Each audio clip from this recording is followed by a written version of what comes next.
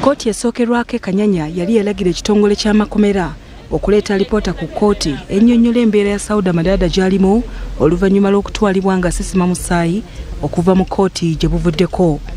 Nga Sauda Madada talabika, bannamateeka be tugenda mu kkomera tebatukkiriza bbala mulaba, abasibe banne bakayija n'abalala tebabakkiriza mulaba, kkooti tekkiriziddwa mulaba.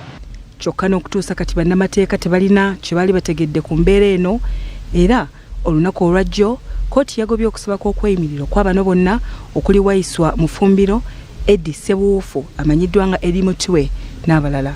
Munnamateeka waabwe Samuel Omuyizi agambye nti beewuunyizza nnyo ensala y'omulamuzi ono kubanga bakoze buli kimu mu mateeka.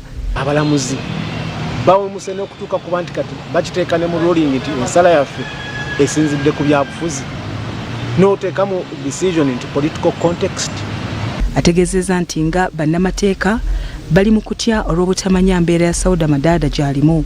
Sauda Madada ali bubi bw'aba gy'ali, kyensonga lwaki taleetebwa na mu kkooti, naye prison egaanye n'okukola ki n'otuwa ensonga lwaki tusobola mulamu. So tetumanyi tumusabire bw'aba mulamu tumusabire. Kyokka Muyizi agambye nti baakwongerayo ensonga eno mu kkooti enkulu esobole okugitunulamu. Ensala entugenda kulaba oba ddala Chief Magistrate asobola ogitunulamu. Oba tasobola gitunulamu tugenda mu kkooti enkulu tulabe ntugiwakanya. Mu ngeri y'emu bannakibiina ki National Unity Platform abasoma mu 8 abaakwatiddwa e Makindye Kyagulanyi Ssentamu bwe yabadde agenza okukuba kampeyini basimbiddwa mu kkooti e Makindye ne basomerwa emisango. Kyokka munnamateeka waabwe agambye nti emisango gino gyonna gya byabufuzi.